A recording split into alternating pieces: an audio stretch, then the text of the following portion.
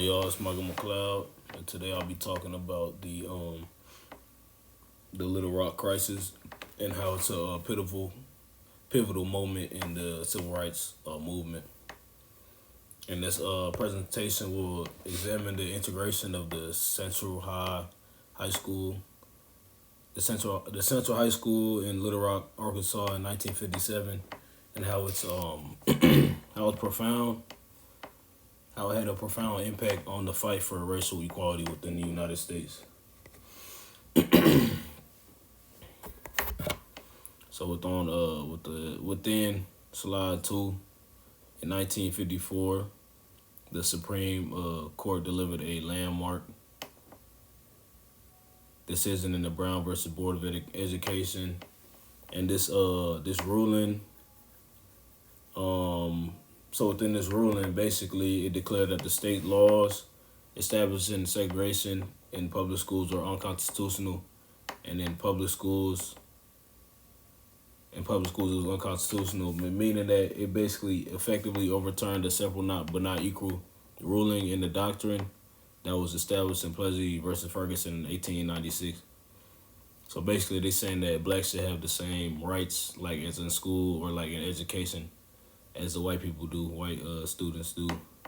So this decision was mandated, and the desegregation of schools nationwide, which laid the legal groundwork for the civil rights movement and challenged the very foundation of racial segregation in America. So they mandated the desegregation of schools across the United States, but the problem was within the ruling they said in deliberate speed, which meant that desegregation was not implemented right away. Which it actually took a year before any implementation was put in place. So in the Central High School in 1957, which was in Little Rock, Arkansas, was chosen as one of the first cities to implement the desegregation within schools. And many people were opposed to that. Many racist white people were opposed to that, and basically saying that blacks shouldn't be in the same school as white folks because they have a problem with being around them, this, that, and the third. So Governor Orval defied the court order and deployed the Arkansas National Guard to block the non-black students from entering the all-white school. He does so because he is racist, and he wants to keep segregation intact. And so he does so, and he's trying to and he has his own fair share of people that support him in doing so. Like, people don't want desegregation to happen, so they want segregation to happen.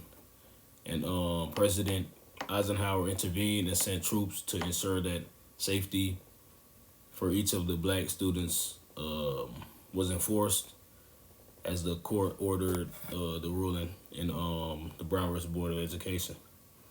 So this just goes to show that this moment became a powerful symbol of resistance to desegregation and the federal government's role in upholding civil rights.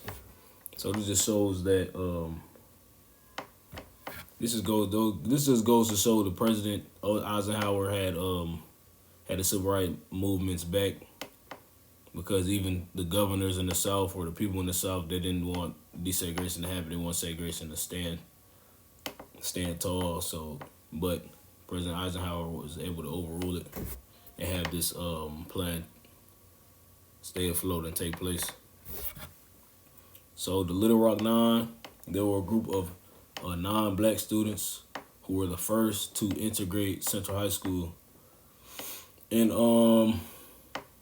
these students include Ernest Green, Elizabeth Eckford, Jefferson Thomas, Terrence Roberts, Carlotta Walls, Lanier, Minnie John Brown, Tricky, Gloria Ray, Kyle Mark, Thelma, Mother Shed Ware, and Melba Patillo Bells. They were the first African American students to integrate the Central High School in Little Rock, Arkansas. And this wasn't no smooth sailing integration at all. They faced hostility, harassment, and violence from the white students at the school and the community surrounding the school.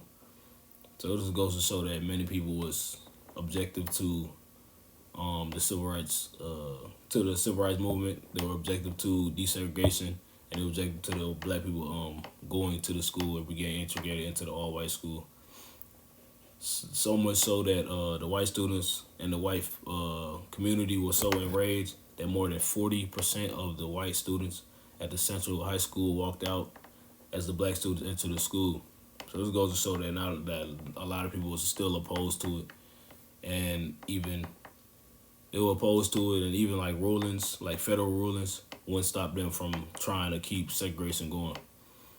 But then again, the Little Rock Nine's courage became an inspiration for the civil rights movement, and it brought the attention of how people were treated in America to the limelight, especially with people up north that didn't know that what was going on in the South and how badly blacks were being treated in America. So the impact on civil rights movement, the Little Rock crisis highlighted the deep-seated resistance to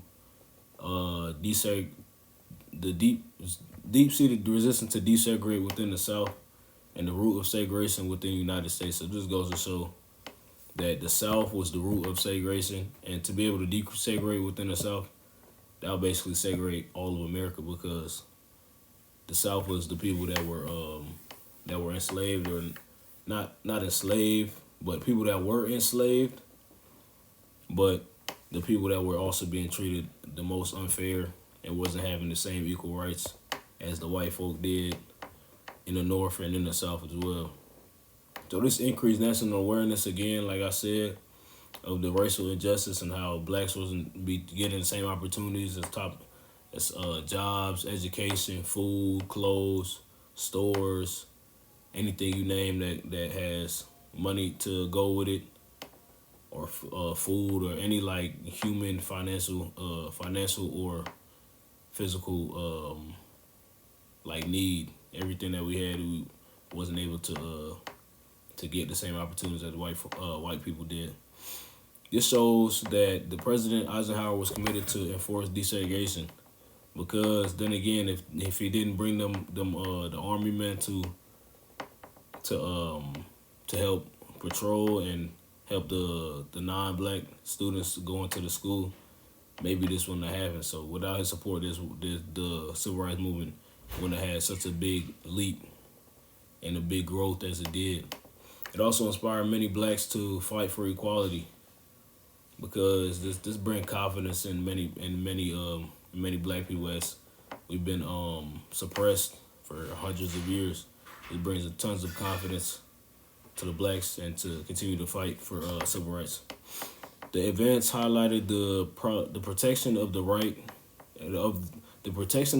of the African Americans in the United States.